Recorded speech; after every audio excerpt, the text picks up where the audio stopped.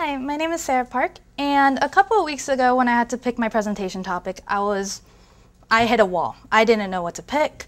I went to the library, I was so set on doing work, and I opened my laptop and I went on Tumblr. So instead of cute pictures of puppies and motivational quotes that don't really seem to make sense, I saw this. And on the top, they had a link that said, "Stop the law that will censor the internet." And I clicked on it out of pure curiosity and got that. So as you can see, it states that Congress is intending to pass two well-intended but deeply flawed bills called the Protect IP Act and SOPA. Now for my presentation today, I will be focusing solely on SOPA, which stands for Stop Online Piracy Act. And this is because the Protect IP Act was proposed back in May of 2011 and passed by Senate. And as of right now, it's still placed on hold by Senate, and SOPA is an act that's really similar to the Protect IP Act. So whatever decision is made on this bill, it could potentially proactively affect the Protect IP Act. And since this is pretty new, I kind of want to go into the background of it. It was introduced into the House of Representatives back in October, so around the 26th. And the purpose of it is to give federal government the jurisdiction to regulate what is on the internet by giving them the power to shut down foreign rogue websites with pirated content. Now, pirated content is pretty much anything that's copyrighted that is reproduced without authorization, so illegal albums, illegal movies, etc. And my goal for this presentation is to highlight the flaws of SOPA as well as analyze the effectiveness of the criticism behind the bill to have it ultimately revised before passing. So let's refer back to this picture of Tumblr's reaction to SOPA. As you can see, it says that SOPA will establish a censorship system using the same domain blacklisting technologies pioneered by China and Iran. This criticism is one of the main points that a lot of people, especially news mediums such as New York Times and Washington Post, use against SOPA, probably because we're in the United States where we are very proud of our rights. Like, we exclaim our First Amendment rights a lot, especially that of the freedom of speech. And by comparing ourselves to communist nations, we would be very hypocritical if this bill passed as it was originally, because we'll be going on crusades in other nations about giving humans more rights while we're restricting our own. Then on November 15th, a lot of major internet companies such as Google, Yahoo, eBay, Facebook wrote a letter to members of the House of Representatives as well as to the members of the Senate addressing their grievances on the bill. Before I get into the specifics of the letter, I would just like to point out that most of the companies that did compose this letter are very major companies in their field, they're the big shots. And the icons below, you can see they're very notable and recognizable in our community. And just by adding in those pictures, you could see that the companies have already established their credibility or ethos since they are very prominent. This is a quote that is extracted from the letter, and I would just like to point out that one of the flaws of the bill that a lot of critiques have noted is that the syntax of it is very poorly structured. This is evident in the green highlighted more targeted ways in the second line. And most of the terminology that's used in the bill is very vague and ambiguous. They talk about shutting down foreign sites or rogue sites, but they never really go into discuss what it actually means. And the only purpose that they really state throughout the bill is that they want to give federal government more power so that they can shut down websites that have pirated content.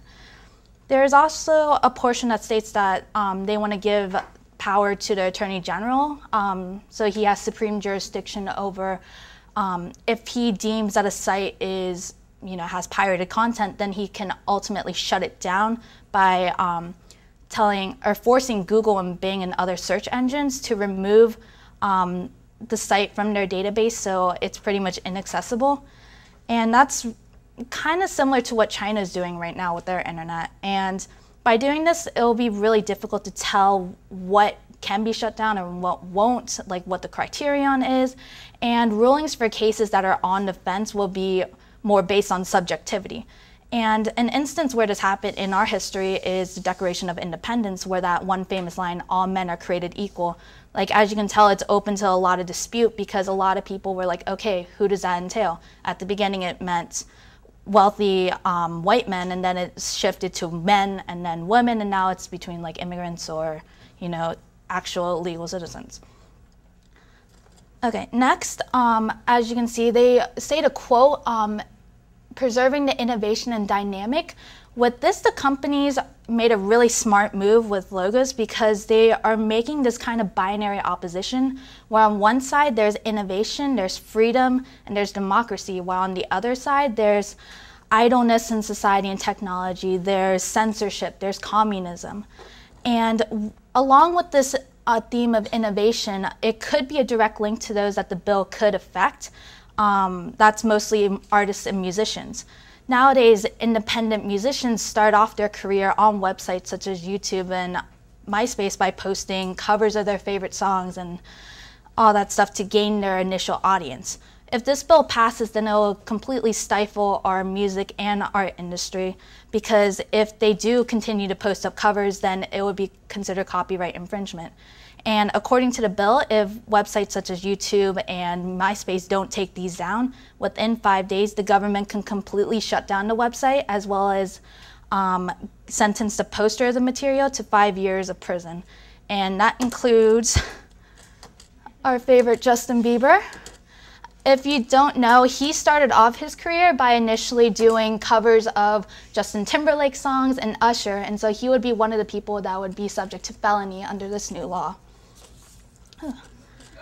Yeah.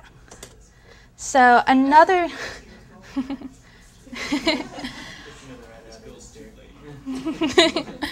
another interesting point that's drawn is concerned with jobs. It states that the internet contributes a lot to the GDP in the US, and that the internet industry has increased productivity for small and medium-sized businesses by 10%. With our economy crisis right now, this is a very good point that draws on logos, because as we can see by the Occupy movements that are across the nation, we need money to circulate from the top tier 1% to the entire United States population.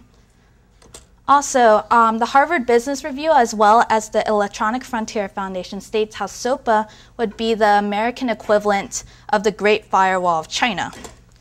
They make an interesting point on how if SOPA is passed, then web hosting services will move out of the United States to avoid lawsuits. And this will eventually lead to an even bigger economic crisis in the US. So now what? Judging the effectiveness of these critiques was a little difficult, seeing as the House has yet to come to a decision themselves. They had a hearing on November 16th where they just literally pushed it back to December 15th for markup by the House, which is just another fancy way of saying that they want to revise it. And the only conclusion that I can really come from this is that the reactions from all these credible sources might have swayed them to think about reading the article a little more closely, especially because if this is passed, then it could potentially proactively revise the Protect IP bill that I mentioned earlier, as well as set a standard for all US internet regulation. Also, the audience, as you can tell, there was a lot of reaction from Tumblr, Mozilla, Twitter, etc. Like all of these internet mediums that we use, so I feel like it was really geared towards our generation, since we did grow up with the internet, but also stats about businesses and also all these allusions to communism and censorship that's reminiscent of Fahrenheit 451. I feel like it makes it a little more universal to all ages, because we don't really want to grow up with our kids or the lower generations to be limited on their freedoms that we have right now. But most of all, what we can do is just see the effectiveness of these criticisms by speculating the results.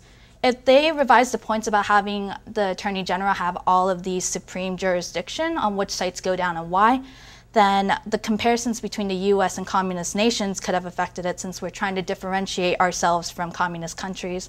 And our country was built on this foundation of a checks and balances system. And if they choose to take out the foreign aspect of the bill, then it could have been the potential of losing international services, which brings business into the United States and could cause our economy to prosper a little more.